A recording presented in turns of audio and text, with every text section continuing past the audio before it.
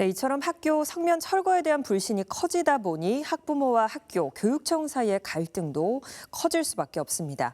철거 공사가 다 끝난 이후에 문제가 불거지는 경우가 있었는데요. 서울에서는 학부모와 학생들이 1인 시위를 하고 청소 작업을 다시 하는 경우도 있었습니다.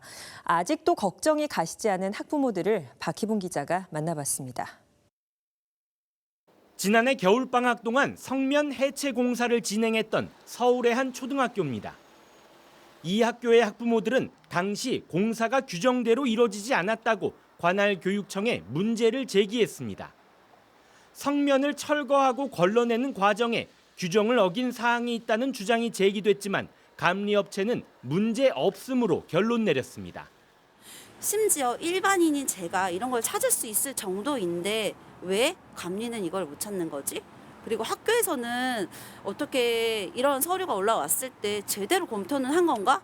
교육청에서는 그러면 학교에서 검토를 한 부분에 대해서 교육청으로 자료를 넘겼을 때 한 번 보기라도 했을까? 진짜 문제는 공사가 끝난 다음부터였습니다. 개학 후 등교한 학생들 중 상당수가 감기 등 호흡기 관련 증상을 호소했는데 한 달이 지나도 낫질 않는다는 겁니다.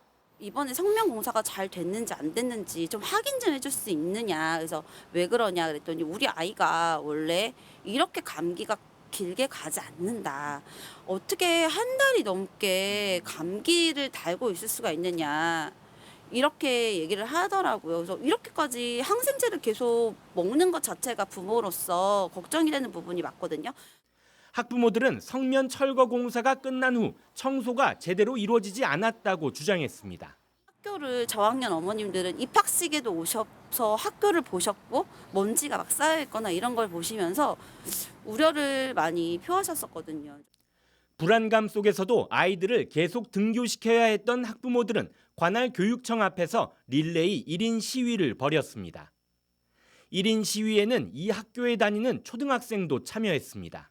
그곳에서 저랑 친구들이 아프지 않게 잘 공부를 해야 되는데 뭔가 나쁜 유해물질이 있으면 저랑 제 친구들이 뭔가 걱정하고 아플 것 같아서 학교보다는 엄마 따라서 시위를 하는 게 낫다고 생각했어요.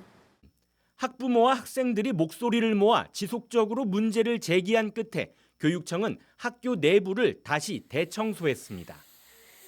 대청소를 결정하기까지는 3개월이라는 긴 시간이 걸렸습니다.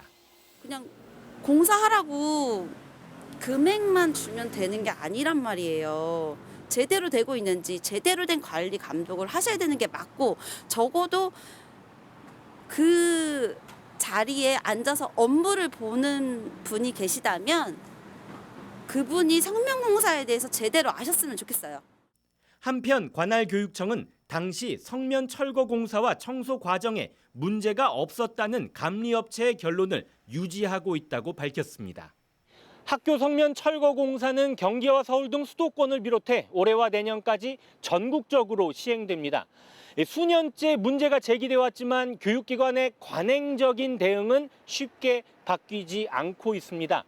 이제부터라도 추가 철거 과정에서 피해가 발생하지 않도록 촘촘한 규정과 더 철저한 감시 체계 마련이 시급한 상황입니다. BTV 뉴스 박희봉입니다.